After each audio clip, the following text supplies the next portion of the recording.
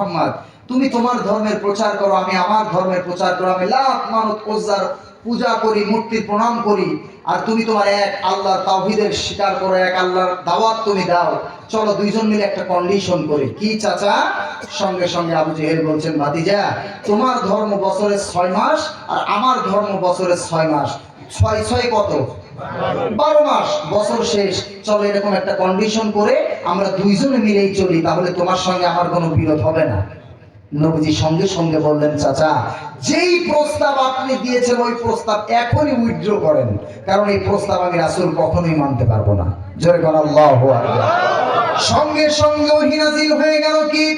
আল্লাহ রাব্বুল আলামিন জিবরাইলের মাধ্যম দিয়ে আমার নবীজিকে জানিয়ে দিলেন, কুল ইয়া আইয়ুহাল কাফিরুন লা আ'বুদু মা তা'বুদুনা ওয়ালা আনতুম আবিদুনা মা আ'বুদ ওয়ালা আনা আবিদুম মা আবাদতুম ولا أنتم عابدون ما أعبد لكم دينكم ولي دين। জোরে বলেন আল্লাহু আকবার।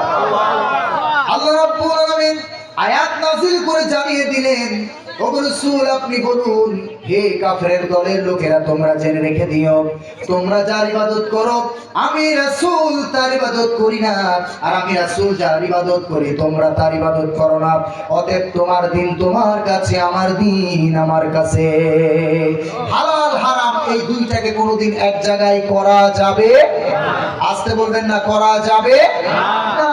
এই জন্য ইসলামকে আপনাকে পরিপূর্ণ মানতে হবে। অর্ডার করেছেন কে? আসতে বলবেন না কে? আমার ভাইরা, এই জন্য তওবা যদি কেউ করে অবশ্যই তাকে পরিপূর্ণ 16 আনা রূপে আল্লাহর কাছে ফিরে আসতে হবে। তবে আল্লাহ রাব্বুল আলামিন বলছেন, বান্দারে, আমার কাছে যদি তওবা করে ফিরে আসো, তোমার জীবনের তামাম গুনাহগুলোকে আমি আল্লাহ মাফ করে দিব। আমার ছেলে যদি অপরাধ করে যদি আমার কাছে মাপ চায়, আমরা মাফ করব কিনা বলেন? কথা বলেন। ছেলে যদি অপরাধ করে এসে বলে, আব্বা আমি ভুল করেছি, আপনি আমাকে ক্ষমা করে দেন, আমার মনে হয় না এমন কোন বাপ এখানে আছেন যে ক্ষমা করবেন না। সবাই ক্ষমা করে দিবেন, যেহেতু সে তার নিজের ভুল বুঝতে পেরেছে, আমার কাছে মাপ চেয়েছে, আমরা তাকে মাফ করে দেব। কিন্তু ছেলে যদি বলে, আব্বা যেই ভুলটা আমি আজকে করেছি এই ভুলটা আজকে আর করব না, আগামী কালকে থেকে আবার শুরু করব, এই কথা বললে আপনার মেজাজ কমবে না বাড়বে? কথা বলেন। বেড়ে যাবে। যদি বলে অন্তত আজকে করবো না, আগামী কালকে থেকে আবার ওই অপরাধটাই শুরু করব, আপনি মানবেন? হ্যাঁ, মেনে নেবেন না। তাহলে আল্লাহ কিভাবে মেনে নেবে আমাকে বলেন তো এবার? শবে কদরের রাতে গিয়ে, শবে বরাতের রাতে গিয়ে কাঁদতে কাঁদতে, মানে আসল মুসল্লির সামনের কাতারে জায়গা পায় না, চোখের পানি শেষ হতে হতে রক্ত শুদ্ধ বের হয়, পরের দিন মদের বোতল নিয়ে বসে থাকে। এরকম কিছু পাবলিক আমাদের দেশে আছে না নাই? আসতে বলবেন না, আছে না নাই? এই আচরণে যদি সন্তানের আচরণে আমার আর আপনার মেজাজ গরম হয়, তাহলে আল্লাহর কাছে মাপ চাওয়ার পরে পরের দিন আবার ওই একই অপরাধ করে, আল্লাহ কিভাবে আমাদেরকে মাফ করবে বলেন? জোরে বলেন ঠিক কিনা? এই জন্য ভাইরা আমার, আল্লাহর কাছে ফিরে আসতে হবে কয় আনা? 16 আনা। জোরে বলেন ঠিক কিনা? আমার ভাইরা, আল্লাহ রাব্বুল আলামিনের ওই সমস্ত আয়াতগুলোকে আমার কাছে বড় আশাব্যঞ্জক মনে হয়। কোন সমস্ত আয়াত? যেই সমস্ত আয়াতের মধ্যে আল্লাহ রাব্বুল আলামিন বলেন, লা তাকনাতু মির রাহমাতিল্লাহ। জোরে বলেন আল্লাহু আকবার। বান্দারে, নিরাশ হয়ে যেও না, হতাশ হও না। বান্দারে, তুমি যদি তোমার ভুল বুঝতে পেরে আমার কাছে তুমি যদি মাপ চাও, আমি আল্লাহ রাব্বুল আলামিন তোমার জিন্দেগীর तमाम গুনাহগুলোকে মাফ করে দেব। জোরে বল সুবহানাল্লাহ। আমার ভাইরা, আল্লাহ রাব্বুল আলামিন তওবার প্রসঙ্গটা আগে টেনে এনেছেন। সূরা তওবার 112 নম্বর আয়াতের দিকে চলে যান। আল্লাহ রাব্বুল আলামিন বলেন, আত-তাইবুনাল হামিদুনাস সাইহুনার রাকিউনাস সাজিদুন আল আমিরুনা বিল মা'রুফি ওয়ান নাহুনা আনিল মুনকারি ওয়াল হাফিজুনা লিহুদুদিল্লাহ ওয়া বাশশিরিল মুমিনিন। জোরে বলেন আল্লাহু আকবার। এই জায়গাতেও ইমানদারদের মুমিনদের গুণাবলী গুলো কি? তার ভিতরে এক নাম্বার কথা, আত্তা ইবুনা তওবাকারী। পছন্দ করেন কে বলেন? আল্লাহ। আমার ভাইরা, একজন সাহাবীর কথা মনে হয়ে গেল। একজন সাহাবী নবীর দরবারে হাজির হলেন। আমার নবীজি বললেন, ও আব্দুল্লাহ আনসারী, তোমাকে আমার সঙ্গে জিহাদের ময়দানে যেতে হবে, তুমি যাবে নাকি? আব্দুল্লাহ আনসারী বলছে, হুজুর, আপনার জন্য আমার জীবনটা কোরবান হয়ে যাক, অবশ্যই আপনার সঙ্গে আমি জিহাদের ময়দানে যাব। কিন্তু হুজুর, একটু প্রবলেম হলো, আমি নতুন বিয়ে করেছি, আমার বাড়িতে আমার নতুন স্ত্রী অবস্থান করছে, আমার বাড়িতে দেখাশোনা করার মতন তেমন কোনো মানুষ নাই, কোনো কেয়ারটেকার নাই। হুজুর, আপনার সঙ্গে জিহাদে যাওয়ার জন্য মনটা আমার ব্যাকুল হয়ে যাচ্ছে, কারণ আপনি আপনার বরকতি জবান দিয়ে আমি এই অধম আব্দুল্লাহ আনসারীকে ডাক দিয়েছেন। জোরে বলেন আল্লাহু আকবার। আমার নবীজি বললেন, ঠিক আছে, তুমি এই জায়গায় দাঁড়াও। আমার নবীজি পার্শ্বে থেকে একজন সাহাবী, তার নাম ছিল হলো হযরতে সালাবা। কি নাম ছিল বলেন? সালাবা। এই সালাবা রাদিয়াল্লাহু তাআলা আনহুকে ডাক দিলেন, ও সাহাবী সালাবা, শুনো, আব্দুল্লাহ আনসারী আমার সঙ্গে জিহাদের ময়দানে যাবে, কিন্তু আব্দুল্লাহ আনসারীর বাড়ি দেখাশোনা করার জন্য একজন কেয়ারটেকার নাই। ও সালাবারে, তুমি কি আব্দুল্লাহ আনসারীর বাড়ির কেয়ারটেকারের দায়িত্বটা পালন করতে পারবা? আমি আব্দুল্লাহ আনসারীকে নিয়ে জিহাদের ময়দানে চলে যাব। সঙ্গে সঙ্গে হযরতে সালাবা ডেকে বলছে, ইয়া রাসূলুল্লাহি, যেই প্রস্তাব আপনি আমাকে দিলেন, অবশ্যই আপনার এই প্রস্তাব আমি মানতে রাজি আছি। আমি আমার জীবন দিয়ে আপনার কথাগুলো মানতে রাজি আছি। আপনার জন্য আমার এই জীবন কুরবান হয়ে যাক। জোরে করে আল্লাহু আকবার। আমার নবীজির প্রিয় সাহাবী সালাবা, তাকে সামনে পেয়ে আব্দুল্লাহ আনসারী বলছেন, ভাই সালাবারে, তুমি যদি আমার বাড়ির কেয়ারটেকারের দায়িত্বটা পালন করো, আমি অবশ্যই রাসূলের সঙ্গে জিহাদের ময়দানে চলে যাব। হযরতে সালাবা আব্দুল্লাহ আনসারীকে ধরে বলছেন, ভাই টেনশন করো না, চিন্তা করো না, তুমি নিশ্চিন্তে রাসূলুল্লাহর সঙ্গে জিহাদের ময়দানে চলে যাও, তোমার বাড়ির কেয়ারটেকারের দায়িত্ব এই অধম সালাবা পালন করবে। জোরে কোন আল্লাহু আকবার। এবার হযরতে সালাবা আব্দুল্লাহ আনসারীর বাড়ির কেয়ারটেকারের দায়িত্বটা পালন করতে লাগলেন। ওই দিক দিয়ে আব্দুল্লাহ আনসারী নবীর সঙ্গে জিহাদের ময়দানে চলে গেলেন। নবীজির সঙ্গে জিহাদের ময়দানে চলে গেলেন আব্দুল্লাহ আনসারী। এই দিক দিয়ে সালাবা আব্দুল্লাহ আনসারীর বাড়িতে থাকতে লাগলেন। থাকতে থাকতে হঠাৎ করে একদিন আব্দুল্লাহ আনসারীর সুন্দরী স্ত্রী হঠাৎ করে হযরতে সালাবার চোখের সামনে যখন পড়ে গেল, পড়ে যাওয়ার সঙ্গে সঙ্গে হযরতে সালাবা শয়তানের ধোঁকায় পড়ে গেলেন। শয়তানের ধোঁকায় পড়ে গিয়া হযরতে সালাবা রাদিয়াল্লাহু তাআলা আনহু আব্দুল্লাহ আনসারীর স্ত্রীর হাতের ভিতরে হাতটা দিয়ে চেপে ধরলেন। চেপে ধরার সঙ্গে সঙ্গে এবার আব্দুল্লাহ আনসারীর স্ত্রী বলছেন, ও সালাবারে, তুমি কার হাতটা চেপে ধরলে? তোমার কি জানা নাই তুমি রাসূলুল্লাহর একজন সাহাবী? তুমি নবীর একজন সাহাবী হয়ে আমার গায়ে তুমি হাত দিলে, এই বাড়িতে একা পেয়ে তুমি আমার হাতের ভিতরে হাত দিয়ে চেপে ধরলা। ওরে সালাবা, একটা কথা জেনে রেখে দিও, তোমার আর আমার এই দৃশ্য পৃথিবীর কোনো মানুষ না দেখলেও আরশের মালিক রব্বুল আলামিন কিন্তু অবলোকন করতেছেন। জোরে বলেন আল্লাহু আকবার। হযরত সালাবা এই কথা শোনার পরে অটোমেটিক তার ভিতরে অনুশোচনা সৃষ্টি হলো। আস্তে করে হাতটাকে ছেড়ে দিলেন, চোখ থেকে দরদর করে পানি পড়া শুরু করে দিল।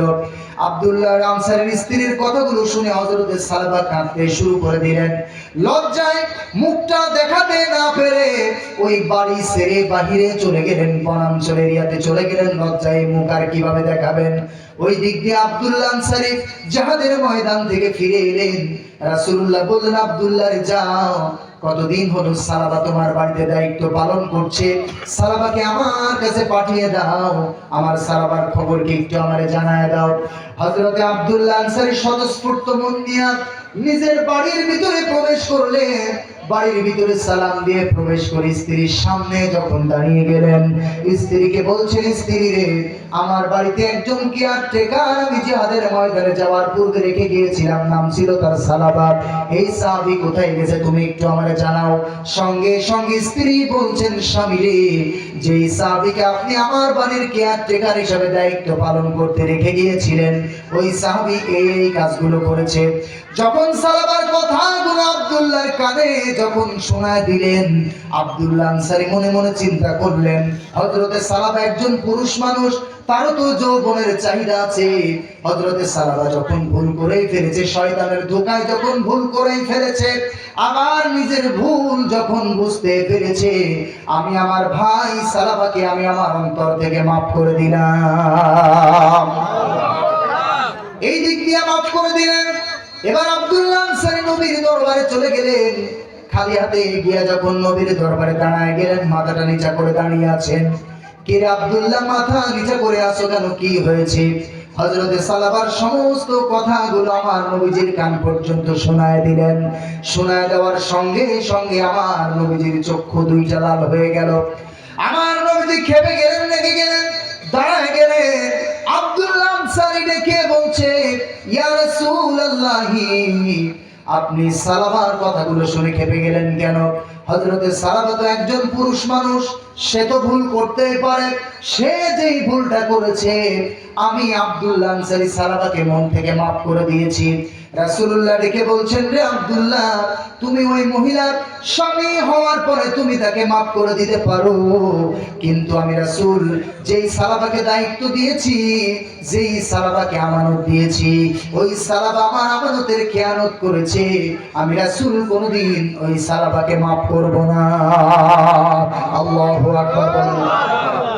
আব্দুল্লাহ আনসারী এক পর্যায়ে খুঁজতে খুঁজতে হযরতে সালাবাকে পেয়ে গেলেন এক জঙ্গলের ভিতরে।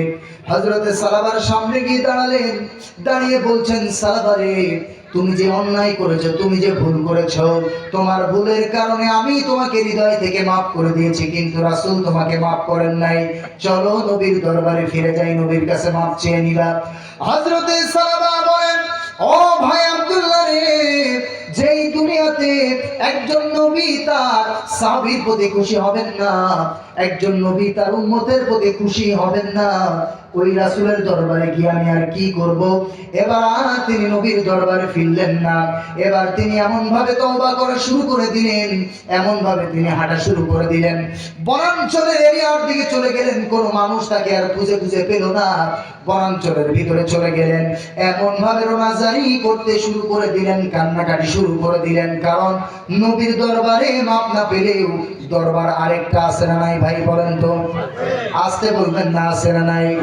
সেই দরবারটা কার দরবার? এবার তিনি ধর্ণা ধরলেন আল্লাহর দরবারে, এমন ভাবে তওবা করা শুরু করে দিলেন, দিনে রাতে আল্লাহর দরবারে রোনাজারি করতে শুরু করে দিলেন। আল্লাহ রাব্বুল আলামিন পবিত্র কোরআনুল কারীমের ভিতরে একটা আয়াতের ভিতরে জানিয়ে দেন, কুল ইন কুনতুম তুহিব্বুনাল্লাহা ফাত্তাবিউনি ইউহিব্বুকুমুল্লাহ ওয়া ইয়াগফির লাকুম যুনুবাকুম ওয়াল্লাহু গফুরুর রহিম। কি মোহাম্মদ से वफा तूने तू हम तेरे हैं, एह जहां चीज हो क्या लवहतरम तेरे हैं। মোহাম্মদ রে যদি ভালোবাসো, ভালোবাসা পাবে আমার, লৌহ কলম লুফিবে তোমরা মাটির পৃথিবী সেগুন ছাড়, দুনিয়াও পাবে আখিরাতও পেয়ে যাবে, কিন্তু শর্ত হলো রাসূলকে দিল থেকে নিঃশর্ত ভালোবাসা দেওয়া লাগবে। জোরে কোন ঠিক কিনা? আমার ভাইরা, হযরতে সালাবা তওবা করা শুরু করে দিলেন। অপরাধ কি? শুধুমাত্র সাহাবীর স্ত্রীর কি ধরেছেন? আসতে বলবেন না, কি চেপে ধরেছেন? এই হাত চেপে ধরার কারণে রাসূল তাকে মাফ করলেন না। কত বড় মারাত্মক কথা! আর আমাদের সমাজে, আজকের সমাজে কি শুধু হাত চেপে ধরা? এই মাসের নাম কি? ডিসেম্বর। ইংরেজিতে নাম কি? ডিসেম্বর। সামনে আসতেছে এই মাস, পরে আরেকটা মাস আছে, নাম হলো জানুয়ারি। তার পরবর্তীতে আরেকটা মাস আছে, নাম হলো ফেব্রুয়ারি। এই ফেব্রুয়ারি মাসে একটা তারিখ আছে, যে তারিখটা হলো 14ই ফেব্রুয়ারি, যাকে বলা হয় ইন্টারন্যাশনাল ভ্যালেন্টাইন্স ডে। এটা তো আপনারা বুঝবেন না, যুবকরা ভালো করে বুঝে। কথা বুঝতেছেন? এটা তো ইংরেজিতে বললাম ইন্টারন্যাশনাল ভ্যালেন্টাইন্স ডে, বাংলা হলো আন্তর্জাতিক ভালোবাসা দিবস। আছে না নাই? কথা বলবেন, আছে না নাই? এই ভালোবাসা দিবসে জেনে অবাক হবেন, গত বছর শুধু ঢাকা মহানগরীতে বিয়ে হয়েছে 9,000। আলহামদুলিল্লাহ বলেন। কয় হাজার? 9,000। আবার কত যেন হাজার ডিভোর্স হয়েছে, আর কত হাজার যে জেনা হয়েছে, এর কোনো হিসাব নাই। জোরে কর নাউজুবিল্লাহ। সব গাছের গোড়ায় গোড়ায় বসে আছে যুবক যুবতী, কোনো পরিচয় নাই। কোন ঠাকুরগাঁয়ের সলিমুদ্দির মেয়ে আর কোন টেকনাফের কলিমুদ্দির ছেলে, সারাদিন গাছের গোড়ায় বসে বসে গল্প করে আর বাদাম কুটকুট করে খায়, আর গল্প করে একটাই, তুমি আমার আর আমি তোমার। কি ঠিক কিনা বলেন? এই যে হলো ভালোবাসার অবস্থান। এই ভালোবাসা এখন আর ঘরে নাই, চলে গেছে গাছতলায় আর বাঁশতলায়। জোরে বলেন ঠিক কি? এই অবস্থানগুলো প্রশাসনের সামনে দেওয়া হয়, এদিকে কোনো নজর নাই। যত নজর তাফসীর মাহফিল বন্ধ করো। জোরে কোন ঠিক কিনা? আলেম ধরো আর জেলে ঢুকাও। জোরে কোন ঠিক কিনা? আলেমদের সঙ্গে যারা বেয়াদবি করবে, আল্লাহ পাক তাদের সঙ্গে ভালো ব্যবহার, আসতে বলবেন না, ভালো ব্যবহার করবেন না। কারণ আলেমদের সম্মান হচ্ছে, একজন আলেম সারা রাত ঘুমাবে আর একজন সাধারণ মানুষ গোটা রাত দাঁড়িয়ে দাঁড়িয়ে তাহাজ্জুদের নামাজ পড়বে, নফল পড়বে। ওই নামাজের চাইতেও আলেমের ঘুমের দাম আল্লাহর কাছে অনেক বেশি। জোরে কোন সুবহানাল্লাহ। এই সম্মান দিয়েছেন কে? আল উলামা ওয়ারাসাতুল আম্বিয়া। রাসূলুল্লাহ বলেন, উলামায়ে কেরাম হলো নবী রাসূলদের ওয়ারিস। এই মন্তব্য শুধু রাসূল করেননি, আমার আল্লাহ কোরআনুল কারীমের ভিতরে মন্তব্য করে জানিয়ে দিলেন, ইন্নামা ইয়াখশাল্লাহা মিন ইবাদিহিল উলামা। জোরে বলেন আল্লাহু আকবার। বান্দাদের ভিতরে ওই সমস্ত বান্দাগুলো আল্লাহ তাআলাকে বেশি ভয় করে যে সমস্ত বান্দাগুলো নাকি আলেম ওলামা। তাহলে আলেমের ঘুমের দাম কেন এত বেশি? এর একটা যৌক্তিকতা আছে না নাই? ওইদিকে সাহাবা রাদিয়াল্লাহু তাআলা শুধু মহিলার কি চেপে ধরেছেন? হাত চেপে ধরেছেন। আমি কিন্তু আলোচনা অতটুকুনি করেছি, আমরা আলোচনা ধীরে ধীরে আগায় যাব। পরবর্তীতে ওই সাহাবীর কি হলো শুনবেন না? আসতে বলবেন না, শুনবেন না? এইদিকে আমরা বলেছি আলেমরা ঘুম পারবে আর সাধারণ মানুষ নামাজ পড়বে। আলেমের ঘুমের দাম কেন এত বেশি হলো? এর একটা লজিক আছে না নাই? আমার ভাইরা, একটা এক্সাম্পল মনে পড়ে গেল। ইমাম শাফি রাহমাতুল্লাহি আলাইহি একজন বড় মাপের আলেম ছিলেন। ইমাম সাইদ আহমদ ইবনে হাম্বল একজন বড় মাপের আলেম ছিলেন। ইমাম শাফি রাহমাতুল্লাহি আলাইহি একদিন ইমাম সাইদ আহমদ ইবনে হাম্বলের বাড়িতে দাওয়াতের জন্য গেলেন। ইমাম সাইদ আহমদ ইবনে হাম্বল নিজেকে ধন্য মনে করে বাজারে চলে গেলেন। উত্তম বাজারগুলোকে সম্পূর্ণ করে নিয়ে বাড়িতে চলে আসলেন। বাড়িতে এসে স্ত্রীকে বলছেন, স্ত্রী সুন্দর করে রান্না বান্না করে নাও, কারণ আমার বাড়িতে আজকে তাশরীফ নিয়ে আসবেন যুগশ্রেষ্ঠ একজন আলেম ইমাম শাফি রাহমাতুল্লাহি আলাইহি। সুন্দর করে রান্না বান্না হয়ে গেল। রাতের বেলা ইমাম শাফি রাহমাতুল্লাহি আলাইহি ইমাম সাইদ আহমদ ইবনে হাম্বলের বাড়িতে তাশরীফ নিয়ে আসলেন। ইমাম সাইদ আহমদ ইবনে হাম্বল তার সামনে সুন্দর করে খাবার দাবারগুলোকে রেডি করলেন। এবার ইমাম শাফি রাহমাতুল্লাহি আলাইহি খাবারগুলোকে গ্রহণ করে নিয়ে বিছানায় চলে গেলেন। রাতের বেলা তিনি ওই বাড়িতে অবস্থান করলেন। পরের দিন সকালবেলা বের হয়ে আসবেন। এমন সময় ইমাম সাইদ আহমদ ইবনে হাম্বলের একটা মেয়ে ছিল, বয়স হলো 8 থেকে 9 বছর। এই ছোট্ট মেয়ে ইমাম সাইদ আহমদ ইবনে হাম্বলকে ডেকে বলছেন, আব্বা, আমাদের বাড়িতে আজকে যে এত বড় একজন আলেম এসেছিলেন ইমাম শাফি রাহমাতুল্লাহ আলাইহি, তিনি একজন যুগশ্রেষ্ঠ আলেম, কোনো সন্দেহ নাই। কিন্তু আব্বা, আপনার এই যুগশ্রেষ্ঠ বড় আলেমের 3টা ভুল কিন্তু আমি আমার চোখে দেখতে পেয়েছি।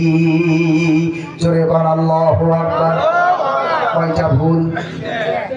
বলছে, আব্বা, আপনার এই বড় ইমাম আমাদের বাড়ি থেকে চলে যাবে, কিন্তু শর্ত হলো আমি যে 3টা ভুল তার ধরেছি, এই 3টা ভুলের প্রশ্নের জবাব দিয়ে তারপরে আমার বাড়ি থেকে তার যাওয়া লাগবে, আপনি তাকে ঠেকান।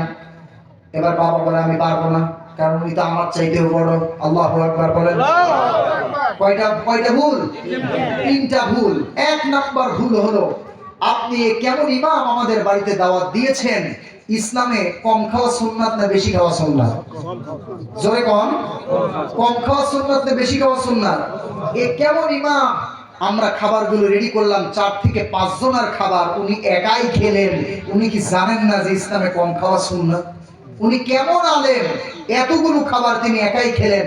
এটা তার 1 নাম্বার ভুল। তিনি কেন এতগুলো খাবার খেলেন, এটা হলো তার 1 নাম্বার ভুল এবং 1 নাম্বার অপরাধ। 1 নাম্বার প্রশ্ন। নাম্বার 2, আমি মনে করলাম এত বড় একজন আলেম আমাদের বাড়িতে অবস্থান করছে, অবশ্যই তিনি তাহাজ্জুদের নামাজ পড়বেন। আর তাহাজ্জুদের নামাজ পড়তে গেলে অবশ্যই তার ওযু করা লাগবে। তখনকার সময় তো আর ট্যাপ আর ঝর্ণার ব্যবস্থা ছিল না। বলে 1 মশক পানি বা 1 বদনা পানি নিয়ে আমি তার দরজায় রাখলাম। যদি রাতের বেলা তাহাজ্জুদের প্রয়োজন হয় তাহলে হয়তো এই 1 বদনা পানি দিয়ে ওযু করে তাহাজ্জুদের নামাজ পড়বেন। আরে সকালে গিয়ে দেখি পানির জায়গায় উনি তো তাহাজ্জুদের নামাজ পড়েন নাই। তার মানে হলো তাহাজ্জুদ পড়লে তো অবশ্যই ওযু করা লাগতো কিনা বলেন? ওযু যখন করেন নাই, আমার মনে হয় উনি তাহাজ্জুদের নামাজও পড়েন নাই। 3 নাম্বার প্রশ্ন হলো, 2 নাম্বার ভুল হলো ওযু কেন করলেন না, তাহাজ্জুদ কেন পড়লেন না? 3 নাম্বার ভুল হলো উনি সারা রাত ঘুমালেন, ওযু যেহেতু করেন নাই, পানি যেহেতু পড়ে আছে, আমার মনে হয় তিনি ওযু ছাড়াই ফজরের নামাজ আদায় করেছেন। ভুল কয়টা বলেন? ভুল কয়টা? বলে এই 3টা প্রশ্নের জবাব আমাকে দিয়ে যেতে হবে। ইমাম সাইদ আহমদ ইবনে হাম্বল বলছেন আমি বলতে পারবো না, তুমি বলো। আল্লাহু আকবার বলেন। ইমাম সাইদ আহমদ ইবনে হাম্বলের ছোট্ট মেয়ে এই 3টা প্রশ্ন যখন ইমাম শাফিকে ছুড়ে দিলেন, ইমাম শাফি মুস্কি মুস্কি হাসতেছেন। ইমাম সাইদ আহমদ ইবনে হাম্বলের ওই ছোট্ট মেয়ের মাথায় হাত দিয়ে বলছেন, মারে একজন আলেমের ভুল কিন্তু আরেকজন আলেম ধরতে পারে। জোরে কোন আল্লাহু আকবার। ওরে বাপ, আমি তোমার জন্য দোয়া করি আল্লাহ রাব্বুল আলামিন তোমাকে একজন বড় আলেম হিসেবে কবুল করুক। জোরে কোন আমিন। মন থেকে দোয়া করে দিলেন। জোরে কোন আল্লাহু আকবার। কারণ ছোট্ট মেয়েটার প্রশ্ন শুনে ইমাম শাফি রাহমাতুল্লাহ আলাইহি রাগ করেছেন না খুশি হয়েছেন?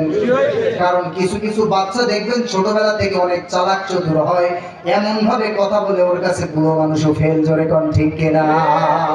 যেমন আমার নবীজির নাতি ছিলেন হযরতে হুসাইন রাদিয়াল্লাহু তাআলা আনহু। প্রসঙ্গ যখন চলে এলো একটু বলবো। আমার নবীজি বসে আছেন মসজিদে নববীর ভিতরে, হযরতে হুসাইন রাদিয়াল্লাহু তাআলা আনহু নবীজির কোলের মধ্যে বসা, বুঝতেছেন? বসে আছেন। এমন সময় বাব জিবরাইল আলাইহিস সালাতু ওয়াস সালাম একজন সাহাবীর সুরত নিয়ে নবীর সামনে এসে আস্তে করে বসে গেলেন। ওই সাহাবীর নাম জেনে থাকলে বলেন ওই সাহাবীর নাম কি? হযরতে দাহিয়া কালবি রাদিয়াল্লাহু তাআলা আনহু। জোরে কোন আল্লাহু আকবার। এই সাহাবীর সুরত নিয়ে সামনে যখন বসে গেছেন, আমার নবীজি ওহী নাজিল হচ্ছে। ওই সময় কি নাজিল হচ্ছে? জিবরাইল কি এমনি এমনি আসে? আসতে বলবেন এমনি এমনি আসে? ওহী নিয়ে আসছেন। আমার নবীজির কোলের মধ্যে হুসাইন রাদিয়াল্লাহু তাআলা আনহু বসা, ওহীর ফাংশন শুরু হচ্ছে। এর পরেও রাসূলুল্লাহ তার প্রিয় নাতির সঙ্গে গল্প করা বাদ দিচ্ছেন না। জোরে কোন আল্লাহু আকবার। এত বেশি ভালোবাসতেন রাসূল ছোটদেরকে। আমাদের সমাজেও কিছু নানা আছে দেখবেন যে মসজিদে যদি ছোট বাচ্চারা যায় চোখগুলো এরকম বড় বড় করে তাকায়, আসে না নাই বলেন? এই ছোট বাচ্চাগুলো চিন্তা করে, বুড়া তুই মরবি না, তুই একদিন মরবি, যেদিন মরবি সেদিন মসজিদে আসবে। জোরে কাম ঠিক কিনা? এগুলো করবেন না। বাচ্চাদের ব্যাপারে আপনারা রাগ করবেন না, তাদেরকে ধমক দেবেন না, মেজাজ দেখাবেন না। কারণ এই বাচ্চারা যদিও বা মসজিদে যে দুষ্টামো করে, তাদের এই দুষ্টামোগুলো কবুল করবেন কে? আসতে বলবেন না, জোরে কোন কবুল করবেন কে? আল্লাহ কবুল করবেন। তাদের চেঁচামেচি, দৌড় দেওয়া, দুষ্টামো, এটা আল্লাহর কাছে বড় পছন্দের। জোরে কোন সুবহানাল্লাহ। আপনি বৃদ্ধ বয়সে সেজদা দিয়ে আল্লাহকে যতটুকু খুশি না করতে পারবেন, এই ছোট্ট বাচ্চা মসজিদের ভিতরে নামাজের সামনেই দিয়ে দৌড়াইলেও আল্লাহর আমলনামায় সওয়াব জমা করে দিবে। জোরে কোন সুবহানাল্লাহ। এরপরে আমাদের মুসলমানের সন্তানেরা মসজিদ চিনুক, মন্দির নয়। জোরে কোন ঠিক কিনা? তাদেরকে উৎসাহিত করতে হবে। বাহিরের কান্ট্রিগুলোতে, বিভিন্ন রাষ্ট্রের যে বাহিরের যে রাষ্ট্রগুলো আছে, ওই সমস্ত রাষ্ট্রের মসজিদগুলোর ভিতরে চকলেট রেখে দেওয়া হয়। বাচ্চারা এসে খেলাধুলা করে, খেয়ে আবার চলে যায়। জোরে কান আল্লাহু আকবার। এটা ইসলামের প্রতি উৎসাহিত করার জন্য তাদেরকে মসজিদে নিয়ে যাবেন এবং মসজিদে তাদের জন্য একটা জায়গা করে দিবেন। জোরে কান ঠিক কিনা? আমার বন্ধুগণ, ওহীর ফাংশন শুরু হচ্ছে। রাসূলুল্লাহ এবার নাতির সঙ্গে গল্প করেই যাচ্ছেন, জিবরাইল সামনে বসে গেছে। জোরে কান আল্লাহু আকবার। জিবরাইল যখন সামনে বসে গেছে, রাসূলুল্লাহ বলছেন, না না, দেখো তো আমার সামনে কি এসে বসলো, তুমি কি এই সাহাবীকে চিনো নাকি?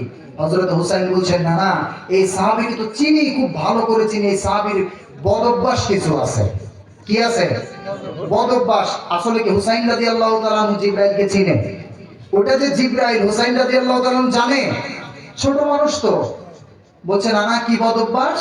বলছে, সব সাহাবী যখন আপনার সঙ্গে দেখা করার জন্য আসে, কেউ উটের দুধ নিয়ে আসে, গোশত নিয়ে আসে, খেজুর নিয়ে আসে, আর আপনার এই সাহাবী মাঝে মাঝে আপনার দরবারে আসে, কিন্তু দেখলাম না কোনোদিন হাতে কোনো কিছু নিয়ে আসে। কিপটা সাহাবী। আল্লাহু আকবার বলেন। কি সাহাবী? জিবরাইল পড়ে গেছে বেকায়দায়। আল্লাহ বলে, কি রে, মানুষ ছোট, আমার নবী চোখের ভাষায় বুঝায়, জিবরাইল, আমার এই প্রিয় নাতি হুসাইন মাঝে মাঝে আমারই বাজাই 12টা, আজকে যে তোমার বাজাবে কয়টা একমাত্র আল্লাহই ভালো জানে। আল্লাহু আকবার বলেন। আমার নবীজি নাতি যখন এই কথা বলে ফেলেছেন, আল্লাহ রাব্বুল আলামিন জিবরাইলকে ডেকে বলছেন, জিবরাইল, সিরাতের একটা কিতাবের মধ্যে এসেছে, বলছে আমার প্রিয় দোস্তের প্রিয় নাতি তোমাকে যখন কৃপণ বলেই ফেলেছে, এই দুর্নামটা ঢাকার জন্য আমি আল্লাহ জান্নাতের ভেতর থেকে একটা টসটস আঙ্গুরের ছড়া তোমার পকেটে ঢুকায় দিলাম। জোরে কেন? আঙ্গুর হযরতে জিবরাইল পকেট থেকে বের করে হুসাইনের সামনে এইভাবে ঝুলায় রাখতেছেন। কথা কি বুঝতেছেন? তখন আমার নবীজি লক্ষ্য করে দেখলেন, এ তো সাধারণ কোনো আঙ্গুর নয়, এত সুন্দর আঙ্গুর কখনো দুনিয়ার কোনো গাছে হতে পারে? আমার নবীজি বুঝে ফেলেছেন অবশ্যই এটা বেহেশতি আঙ্গুর হবে। আমার নবীজি বলছেন, না না, কে বলেছে আমার কৃপণ সাহাবী, দেখো তো তোমার জন্য কত সুন্দর টসটস আঙ্গুর কিনে নিয়ে এসেছে। সঙ্গে সঙ্গে হুসাইন বলছেন, না না, এতক্ষণ ভাবছিলাম সাধারণ কৃপণ, এখন দেখি মারাত্মক কৃপণ, পকেটের মধ্যে আঙ্গুর থুই আঙ্গুর বের করে না। এই কিপটা কম না কি বলেন তো? জিবরাইল বেকায়দায় করে বলছে, আল্লাহ এখন আমি যাবো কই? যেদিকে যাই সেদিকেই বিপদ। আমার নবীজি বলছেন, না রে, মেহমান কিরকম করে জব্দ করতে নাই, এই আঙ্গুরটা তুমি এখন খাও। সঙ্গে সঙ্গে হযরত হুসাইন বলছেন, না না, আপনি আমাকে আগে একটা প্রশ্নের উত্তর দেন। বলো না না, আপনি বলেন তো, মেহমান আগে খায় নাকি মেজবান আগে খায়? কে আগে খায়? মেহমান দাওয়াত দিয়ে কে বাড়িওয়ালা খায় আগে খায়, না মেহমান আগে খায়? জোরে কোন, কে আগে খায়? ও না না, আপনি আমাকে আগেই খেতে বলছেন কেন? আমার সামনে যে মেহমান বসে আছে, উনার আঙ্গুরটা সর্বপ্রথম আগে উনারই খাওয়ায় দেন। জোরে বলেন আল্লাহু আকবার। ফেরেশতা কি খায়? ফেরেশতারা কি ঘুমায়? জিবরাইল বেকায়দায় পড়ে গেছে, আল্লাহ গো, কোন মুসিবতে পড়ে গেলাম। আমার নবীজি চোখের ভাষায় বুঝাই, জিবরাইল রে, কোন বেকায়দায় পড়ে গেলে, এবার বুঝি আর কোনো সার নাই। জিবরাইল বলে, আল্লাহ খাওয়া কি জিনিস বুঝি না, কেমনে খাওয়া লাগে আমি তো জানি না। এবার আল্লাহ রাব্বুল আলামিন জিবরাইলকে ডেকে বলছেন, জিবরাইল, আমি যেহেতু তোমাকে খাওয়ার কোনো যোগ্যতা দেই নাই, আমার প্রিয় দোস্তের প্রিয় নাতি তোমাকে যখন খাওয়াবে একটু শখ করেই ফেলেছে, আজকের দিনের মতো অন্তত একটা আঙ্গুর মুখের ভিতরে ঢুকায় দাও, তোমার ভেতর থেকে পাস করার দায়িত্ব পালন করবে আমার কুদরত। জোরে কোন সুবহানাল্লাহ। এই হলো নবীর আচরণ নাতির সঙ্গে। জোরে কোন আল্লাহু আকবার।